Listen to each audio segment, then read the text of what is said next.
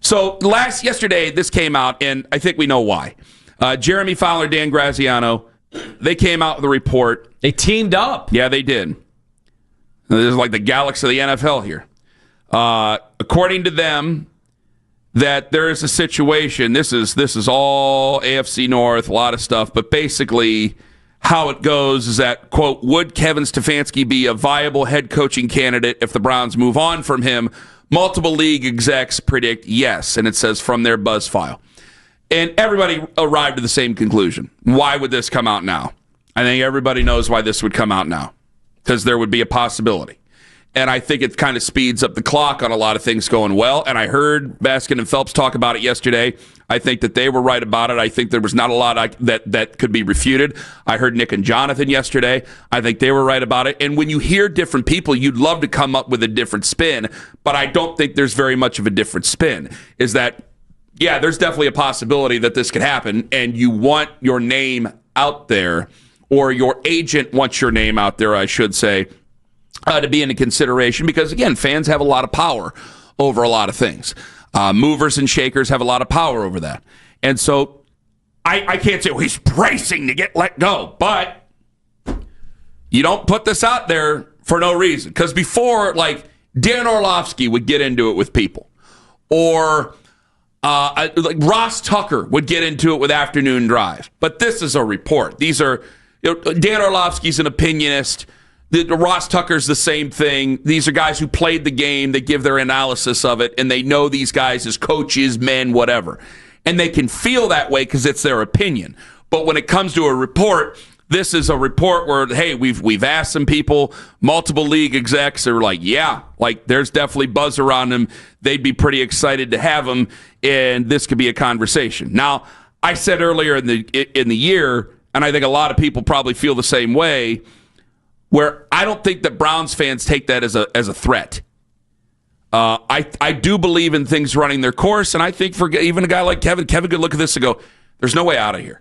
There's no light at the end of this tunnel. So what's the light at the end of the tunnel?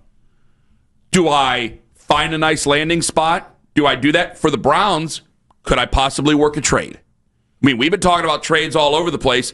You want them so bad. Do I possibly work a trade here? Do you think... Is there anything...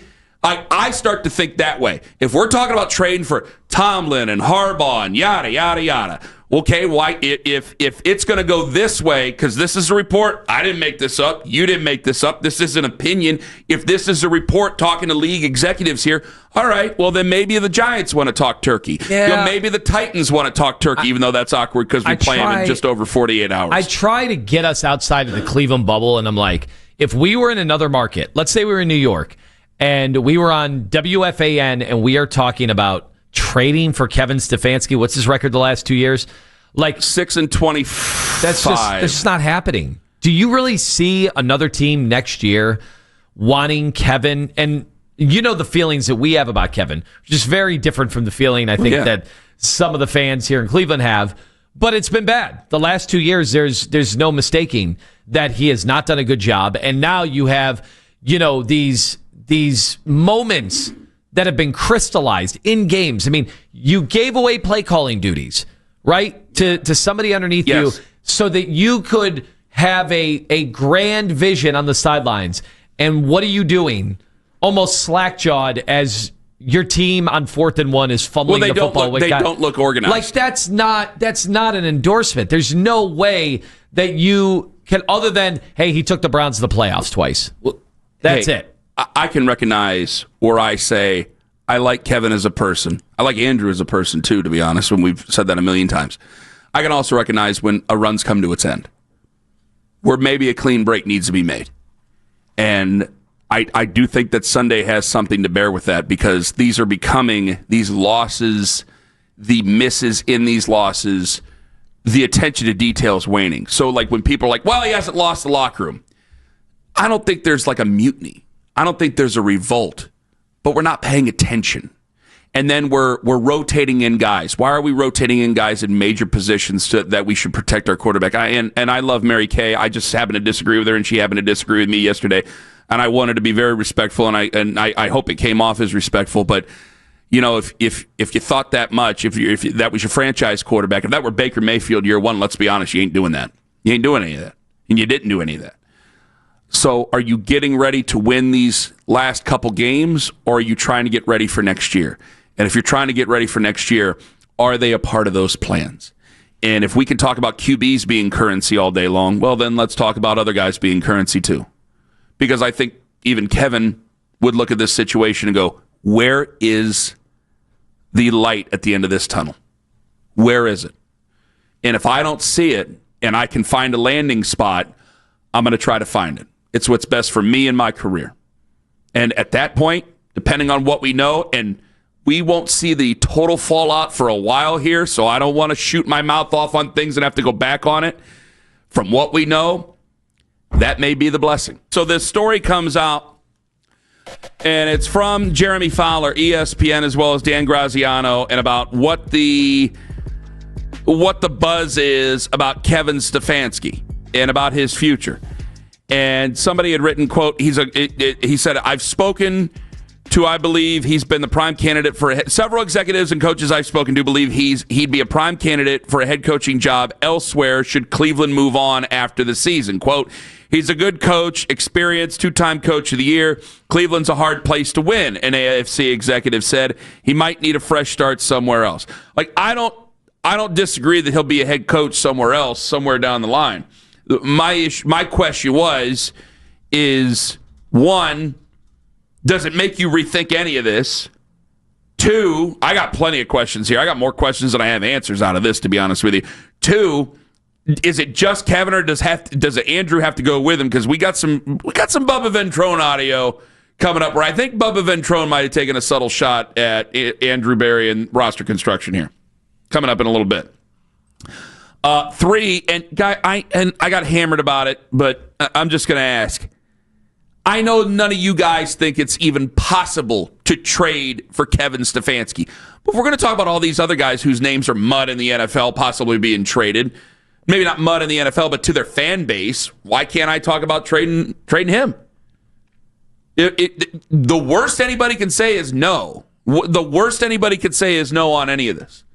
So why can't I say, well, you could possibly trade him? Like, why can't I do that? I just find I'm just asking. No, I know. And you could shoot it down, and I think it's getting shut down, but I think the question needs to be asked. I think people are going to look and say, what was he the last 2 years? 3-14, 3-9. And I get it. You could say, well, Deshaun Watson. The Deshaun Watson deal submarined everything. That's all. For the Browns. Yeah. But still, they didn't overcome it. They didn't. Yeah, but you can't make the argument that Kevin Stefanski. Things like Sunday aren't on Deshaun Watson. He wasn't there. Right. Like, we're to the point where when you're losing games like you did, last week to the JV team for San Francisco. Yeah. Like, it does it's hard. You want coaches that overcome, all the roadblocks, and they're able to, be able to do things they're not supposed to do and overachieve. And you can't say he's overachieving. You could say he overachieved at the end of, 3 years ago when they went to the playoffs. And that was an overachieving team. And also, and this is why I look at it, I'm sorry to cut you off, and I want to know from people, 216-474-0092, could Sunday even make a difference for you? Because if they lose that game, maybe it expedites everything, because Tennessee is a more bun franchise with a zombie coaching staff right now because they let go of their head coach. But as we move forward with this, going back to it, how much is he? We've always questioned how much is he even in power of? Like when people call in about Alex Van Pelt, we had a caller about Alex Van Pelt and letting him go earlier this week, and I go, whoa, wait a minute. There's plenty of people say that wasn't his decision, and I think that annoys a lot of folks because if it's the same thing. Remember, I used to sit here and yell about Paul DePodesta before he got let go, or before he left and went to Colorado, and I used to say my problem is I don't know what you're accountable for. Accountability is a big thing with you this year, Tone. I mean, that's basically the theme of the season with you. And I think, okay, it's got to be the same thing with Kevin. Why am I not finding accountability with Kevin? Is it his offense? Isn't it his offense? Is it his decision to put in Tevin Jenkins, or is it not his decision to put in Tevin Jenkins? Like, we don't know what exactly you stand for, what exactly your power is. And you've said it a bunch of times. It seems as if this is the only guy who's won 2-time Coach of the Year, which God forbid any of these coaches ever win it again with the Browns. The 2-time Coach of the Year has had power taken away from him. Has had power taken away from him. You don't see that in the league. The question of whether or not he really wanted to bring in Deshaun Watson. It's still, you're the head coach of the football team. And so if you are in charge of these decisions, they want you gone. If you're just standing by, then people are going to want a stronger-willed individual to stand in there so they can know they can hold that person accountable. That, I think, is one of the major issues with Browns fans. And I got to tell you guys, I feel the same way. It's very frustrating not being able to hold somebody accountable and finding a bunch of different excuses for something that we don't know whether or not they did it, because that sounds bass-backwards. It sounds wrong. And if you're a losing football team and all I can do is come up with, well, he's not really in charge of that, he's not really in charge of this, he's not really in charge of that, he's not really in charge of those things. Fine, get me somebody who's going to be in charge. And Kenny, I'm telling you, the vision or the optics of him on the sideline as the team was floundering away on a fourth down in a big moment of that game where you've got an offensive lineman running onto the field late, and you have Harold Fannin coming over center. Who, because he played high school quarterback, thought maybe it was his responsibility to call timeout, which is insane. We got to understand how insane that is. Insane. And so it's Friday, that to me could prove to be, honestly, that could prove to be the indelible mark of this year and this team and Kevin Stefanski, as he could be going out the door and going, what were you doing to take care of your football team in that moment? I don't know. 216-474-0092. Let me ask you this before we get to the phones. Do you think that Sunday can make a difference? If they go and they lose to that zombie coaching staff, Cam Ward, there's a lot of things that Cam Ward is trying to do that he just can't do because he doesn't. I mean, Calvin Ridley's hurt. You have DK, the kick returner, who's a threat. Other than that, they're terrible. Tony Pollard is a ghost of what he used to be.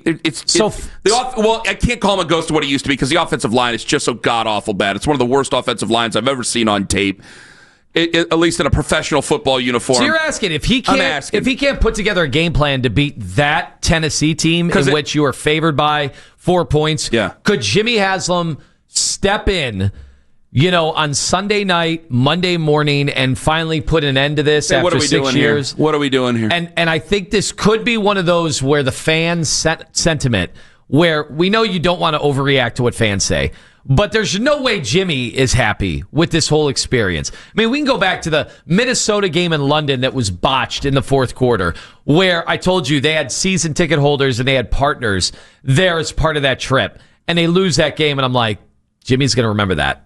Jimmy's going to remember how his coach let down the team in that moment. And then what has happened since then? And if you're telling me that he's just been a good soldier in all of this, while his superiors have been toggling quarterbacks back and forth and trying to figure out, how to evaluate these guys. And he's starting Shador, who Kevin had told people privately, according to the reports, that he had no plans on playing him this year. It was a developmental year. Like, there's got to be some unrest behind the scenes, and that's got to make its way to Jimmy Haslam's office. And if they lose to Tennessee, because I got a weird stealing feeling here, and because you're 3-9. Can I just get to? I'm going to take the phones here. Can I just at 6:43? Can I share a wild ass idea? Of why this leaked today or yesterday?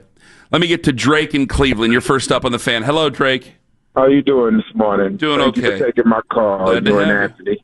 Yeah, go ahead. I know I normally give you flack, but this is not that call this morning. I just wanted to ask you and Anthony, one question, and I'm gonna hang up and answer. But before I ask the question, just remember, Jimmy Haslam has owned this team since 2012. They've had 2 winning seasons. Both of those winning seasons, the Browns coach was coach of the year because the Browns do not win. So any coach in Cleveland that wins is going to be nominated for coach of the year. Having said that, please explain to me and the people that are listening to this wonderful show that we listen to every day, what does Kevin Stefanski do well? I'll hang up and listen. Thank you for taking my call. I used to be able to say planning. I used to be able to say organization. Yeah. These were things that were just, and remember who he took over.